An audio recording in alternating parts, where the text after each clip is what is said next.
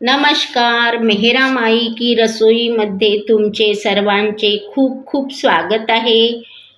3.5 मुहूर्तापैकीचा हा दुसरा मुहूर्त तो म्हणजे अक्षयतृतीया.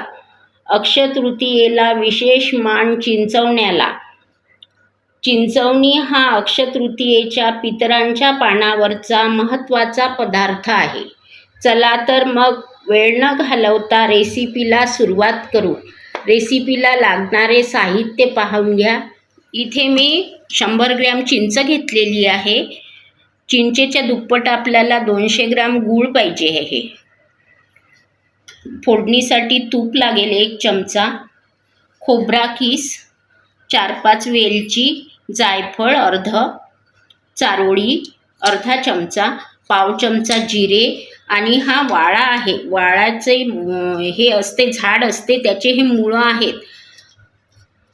आणि इथे मी तांदूळाचे पीठ घेतले 1 चमचा आणि तांदूळाचे पीठ आणि ह्या मुळा मी रात्रभर पाण्यात भिजत घातल्या होत्या आणि तसेच आपण चिंचा पण रात्रभर पाण्यात भिजत घातल्या. वाळा आणि तांदूळाचे पीठ आपण मिक्सरला वाटून घेऊ.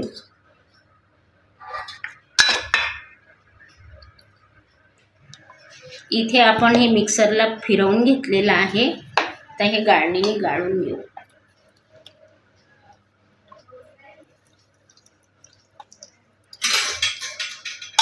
ह्या मुळा वाटल्याच जात नाही. पूर्वीच्या याच्यात पाट्यावर त्याला बारीक करून घ्यायचे.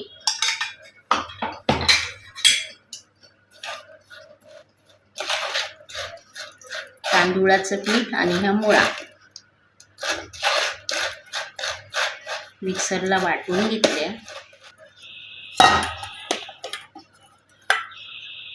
असं पाणी तयार झालं. इथे आपण चिंचेचा गर तयार करून घेऊ. नवीन चिंच आहे. चिंचोक्या सहित भिजत टाकली होती.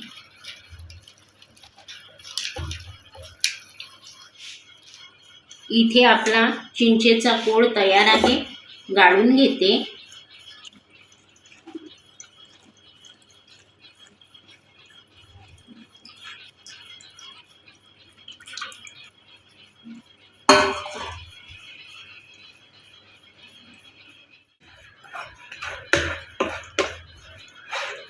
रवा गाळणीच्या गाळणीतून हे सगळं गाळून घेतलं चिंचेचं पाणी.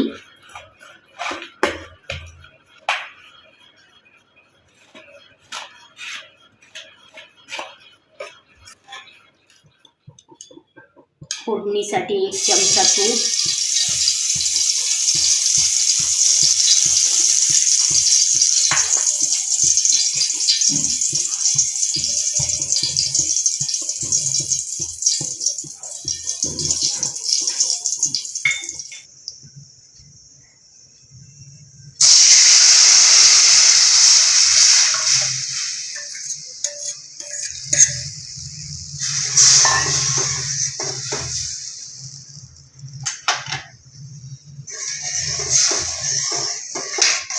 जिरे चांगले तुपामध्ये होऊ द्यायचे. गूळ घालायचा आहे.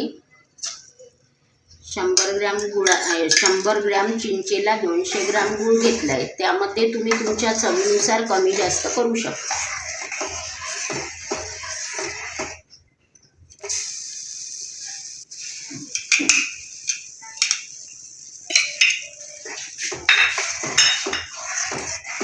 इथे चिंचवणी छान उकळलेला आहे. आता त्यामध्ये मसाले टाकू. विलायती 4-5 विलायती होत्या, अर्ध जायफळ,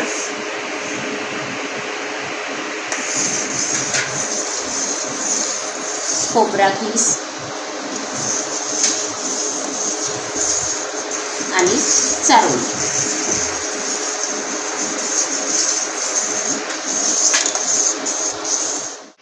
चिमूटभर मीठ टाकायचे. इथे आपले चिंचवणी 15 मिनिट छान उकळलेले आहे. सगळे मसाले आपण त्यामध्ये घातलेले आहे. आता आपण गॅस बंद करून घेऊ.